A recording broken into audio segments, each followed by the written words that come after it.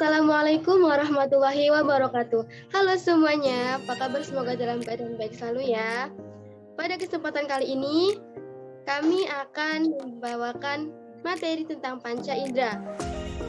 Ada pepatah mengatakan, tak kenal maka tak sayang. Maka dari itu, perkenalkan kami dari kelompok 7 yang beranggotakan 1. Alfa dan Nurbaiti Maulida dengan NIM P1337434121057.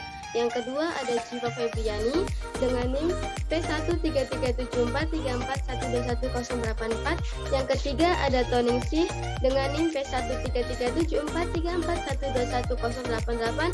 Dan yang terakhir ada Muhammad Ihsan Rafi dengan NIM P1337434121010.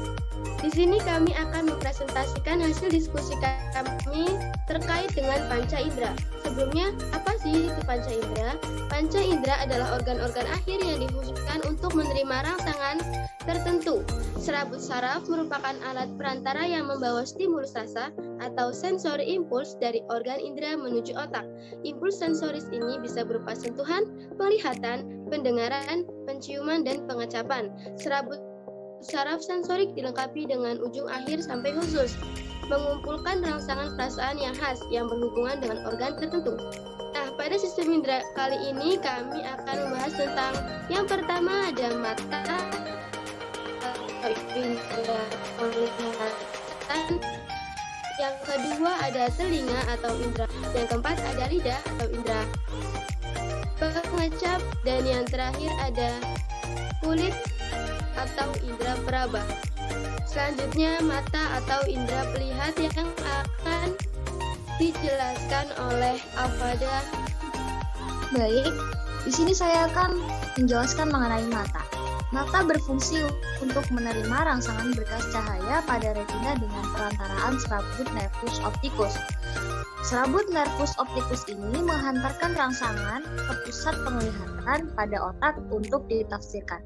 Ini merupakan gambar bagian-bagian mata. Ini merupakan fungsi dari bagian-bagian mata. Yang pertama ada sklera. Sklera itu membentuk bagian putih mata atau kornea. Kornea itu merupakan tempat lewatnya berkas cahaya ke interior mata. Yang kedua ada koroid. Koroid itu mengandung pembuluh darah untuk memberi makan retina atau badan siliaris atau iris. Yang ketiga ada retina. Retina itu terdiri dari lapisan berpigmen di sebelah luar dan lapisan sebelah dalam terdiri dari lapisan jaringan syaraf. Yang keempat ada kornea. Kornea terletak di depan bola mata yang berwarna bening, tempat di mana cahaya masuk ke dalam mata. Yang kelima ada konjungtiva. Konjungtiva merupakan membran tipis yang berfungsi melindungi bagian depan mata dan di dalam kelopak mata.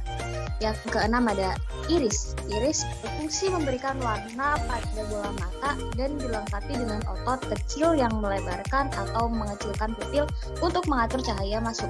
Yang ketujuh ada pupil. Pupil merupakan lapisan jaringan dengan sel reseptor yang mengirimkan pesan ke otak melalui saraf optik. Dan yang kedelapan ada makula. Makula merupakan area di bagian tengah retina terbuat dari sejumlah sel-sel berukuran kecil untuk membantu lensa mata memfokuskan cahaya dan membantu fungsi yang memerlukan ketepatan. Selanjutnya ada aqueous humor, vitreous humor, dan vitreous humor merupakan cairan menyerupai gel yang berada di dalam bola mata yang membantu memberikan bentuk bola mata. Yang selanjutnya nomor 10 itu ada bintik buta. Bintik buta adalah bagian dari retina yang apabila bayangan jatuh pada bagian ini, maka bayangan tampak tidak jelas atau kabur. Fungsi saraf mata adalah meneruskan rangsangan bayangan dari retina menuju ke otak. Cara benda terlihat oleh mata bermula dari benda yang di depan mata memantulkan cahaya. Selanjutnya yang ke-11 ada bintik kuning. Bintik kuning di mata umumnya disebabkan oleh pingetula, yaitu benjolan atau pertumbuhan jinak di lapisan bening yang melapisi bagian putih mata atau konjungtiva. Benjolan ini terbentuk dari penumpukan lemak, protein, atau kalsium. Yang terakhir ada syaraf optik. Syaraf optik itu sendiri berfungsi membawa rangsangan cahaya dari bola mata ke pusat penglihatan di otak agar dapat melihat. Berikut merupakan cara cahaya bisa ditangkap oleh otak. Nah, yang pertama sumber cahaya masuk ke mata melalui kornea. Selanjutnya melewati pupil yang lebarnya diatur oleh iris. Selanjutnya dibiaskan oleh lensa dan terbentuk bayangan di retina yang bersifat nyata terbalik diperkecil. Selanjutnya, sel-sel batang dan sel kerucut meneruskan sinyal cahaya melalui saraf optik. Selanjutnya, otak membalikkan lagi bayangan yang terlihat di retina dan objek terlihat sesuai dengan aslinya. Bisa dilanjutkan ke moderator. Baik, terima kasih atas penjelasannya. Kemudian selanjutnya adalah telinga atau indera pendengar yang akan dijelaskan oleh Toningsih. Kepadanya dipersilahkan. Berikutnya yang kedua ada telinga. Telinga atau indera pendengaran dibagi menjadi 3 bagian, yaitu telinga luar, telinga tengah, dan telinga dalam. Next. Yang pertama ada telinga bagian luar. Ada auricula atau pina atau daun telinga menampung gelombang suara datang dari luar masuk ke dalam telinga.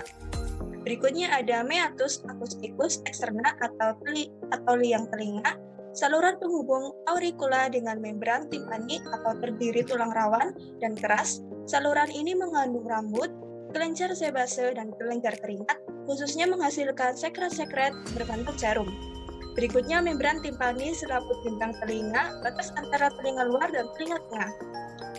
Berikutnya ada vakum timpani, rongga di dalam tulang temporalis terdapat 3 buah tulang pendengaran, ada malleus, incus, dan stapes. Berikutnya antrum timpani, rongga tidak teratur terletak di bawah samping dari vakum timpani. Berikutnya tuba otiva eustaki, saluran tulang rawan yang berjalan miring ke bawah agak ke depan. Berikutnya telinga bagian dalam. Ada labirin osseus, serangkaian saluran bawah dikelilingi oleh cairan atau perilemfe.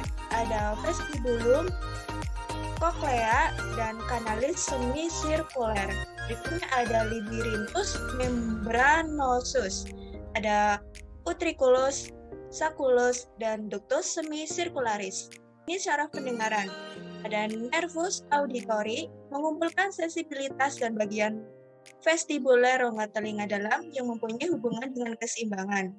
Bergerak menuju nukleus vestibularis yang berada pada titik pertemuan antara pons dan medula oblongata ke cerebellum.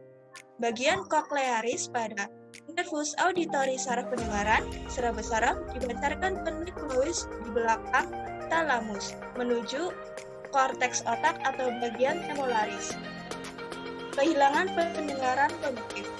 Kehilangan pendengaran di mana transmisi bunyi yang efektif ke telinga dalam terputus oleh sumbatan atau proses penyakit. Ada implasi cerumen, ada otitis media, otosklerosis, atau pembentukan tulang baru. Kehilangan pendengaran sensori neural. Kehilangan pendengaran sehubungan dengan kerusakan organ akhir untuk pendengaran dan atau nervus cranialis 8 atau kerusakan koklea atau saraf vestibulokoklear. Baik, terima kasih atas penjelasannya dari Toningsih. Selanjutnya adalah hidung atau indera penciuman yang akan dijelaskan oleh Raffi. Kepadanya dipersilahkan. Yang ketiga adalah hidung. Hidung, indera penciuman diteruskan hidung dan diteruskan dipersarafi oleh olfactorius. Rasa penciuman diserang oleh gas atau unsur-unsur halus yang terhirup. Rasa penciuman sangat peka, selaput lendir yang sangat kering, sangat basah atau membuka. Rasa penciuman melemah. Hidung bangunan berongga. 2. Hidung. Rongga hidung disusun oleh dinding kaku, tulang, dan jaling kartilagis atau naris anterior. Dindingnya jaringannya ikat fibrosa dan kartilage. Permukaan luar kulit yang memiliki kelenjar sebasia, kelenjar keringat, dan folikel rambut. 4. Rongga hidung terbagi oleh 2 sekat, septum median dan dinding lateral. 3. Lengkungan tulang yang dilapisi mukosa. yaitu konkas nasalis superior, konka nasalis medium, dan konka nasalis inferior. Proses penciuman bau diteruskan rongga hidung, diteruskan saraf atau nervus olfaktoreus, diteruskan lobus temporal atau perasaan ditakjubkan. Rangsangan penciuman dirangsang oleh gas yang dihisap. Konka nasalis 1. Konka nasalis superior, 2. Konka nasalis media,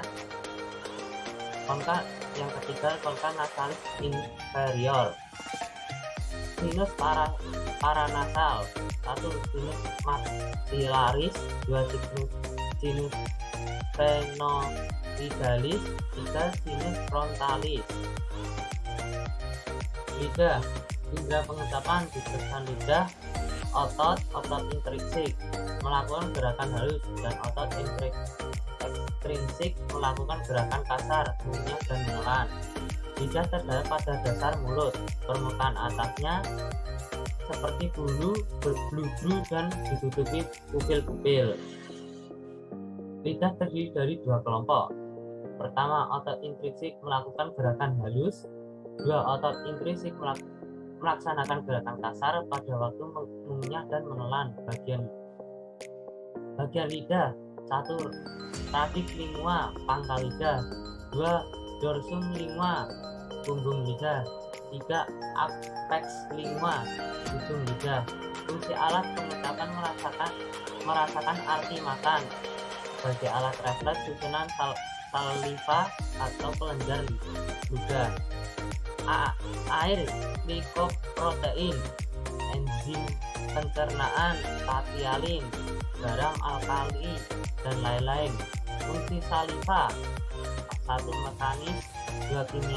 kimiawi, enzim patialin, hidrat, arang, diteruskan maltosa, enzim maltosa, dan diberikan glukosa menjadi glukosa. Membasahi lidah, melarutkan makanan, dan yang terakhir mencegah karies gigi atau mengubah suasana asamo.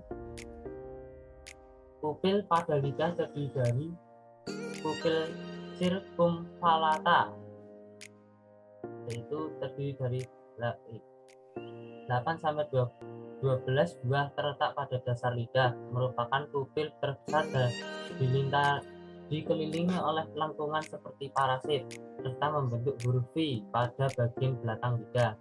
Pupil uniformis menyebar pada permukaan ujung dan sisi lidah, serta berbentuk jamur. Pupil filiformis terbanyak dan terbesar di seluruh permukaan lidah untuk menerima rasa sentuhan. Pupil foliata terletak pada samping dan belakang lidah, berbentuk lipatan-lipatan mirip daun. Selanjutnya akan diteruskan oleh moderator. Baik, terima kasih atas penjelasannya dari Raffi. Selanjutnya akan dijelaskan oleh saya sendiri, yaitu tentang kulit atau indera praba. Kulit melindungi tubuh dengan cara yang pertama menghalangi serangan mikroorganisme, yang kedua membantu pengaturan suhu tubuh dengan mengeluarkan keringat dan berbagai limbah katabolisme, yang ketiga menjadi organ pengindera yang luas bagi tubuh untuk menerima rangsangan raba, suhu, dan nyeri. Yang keempat atau yang terakhir yaitu mempunyai kemampuan ekskretori, sekretori, dan absorpsi. Selanjutnya adalah fungsi kulit. Apa aja sih fungsi kulit? Yang pertama sebagai organ pengatur panas. Panas dapat dilepas oleh kulit dengan cara penguapan, pemancaran, konduksi, dan konveksi. Yang kedua yaitu sebagai indera peraba. Rangsangan raba pada ujung saraf sensorik yang terdapat di dalam kulit berbeda-beda menurut ujung saraf yang dirangsang. Yang ketiga yaitu sebagai tempat penyimpanan. Kulit dan jaringan di bawahnya bekerja sebagai tempat penyimpanan air, dan jaringan adiposa di bawah kulit merupakan tempat penyimpanan lemak yang utama pada tubuh. Kulit terdiri dari dua lapisan, yaitu epidermis dan dermis. Sebelumnya, apa sih pengertian dari keduanya? Ya, epidermis atau lapisan tanduk yaitu tersusun atas epitelium terlapis kepeng dengan lapisan tanduk. dengan lapisan tanduk dan terdiri atas 4 jenis sel, yaitu ada sel keratinosit, sel melanosit, sel Langerhans, dan sel Merkel. Tidak berisi pembuluh darah, saluran kelenjar, keringat menembus epidermis dan mendampingi rambut. Sel epidermis membatasi folikel rambut. Selanjutnya, dermis. Apa itu dermis? Dermis yaitu tersusun atas jaringan fibrous dan jaringan ikat yang elastik pada permukaan, yaitu papil-papil kecil berisi ranting-ranting pembuluh darah. Di dalam dermis terdapat ujung akhir saraf sensoris dan kelenjar keringat. Selanjutnya akan saya jelaskan lebih dalam mengenai epidermis atau lapisan tanduk. Epidermis atau lapisan tanduk ini terdiri dari 5 lapisan atau stratum, teman-teman. Apa aja sih? Yang pertama ada stratum corneum, yaitu lapisan paling luar, tipis, datar seperti sisik dan terus-menerus dilepaskan. Yang kedua ada stratum lucidum, yaitu selnya mempunyai batas tegas tetapi tidak ada intinya. Yang ketiga ada stratum granulosum, yaitu selapi sel yang jelas tampak berisi inti dan granula.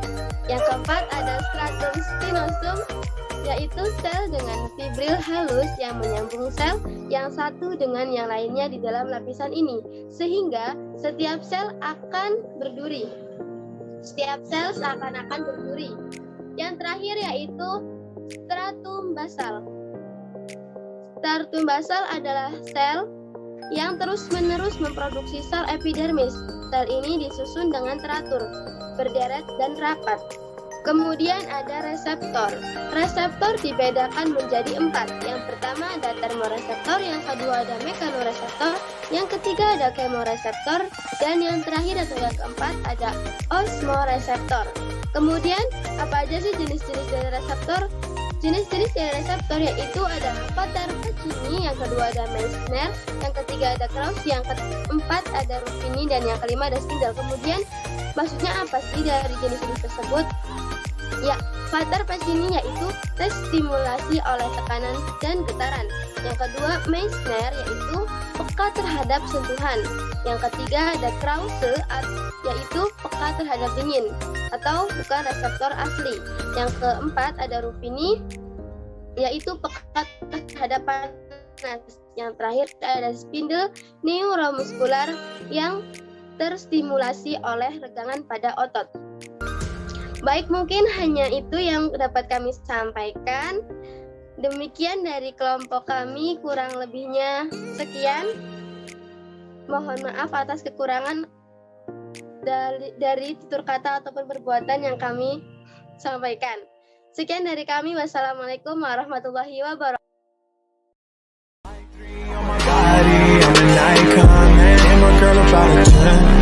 I should fuck her in the Benz.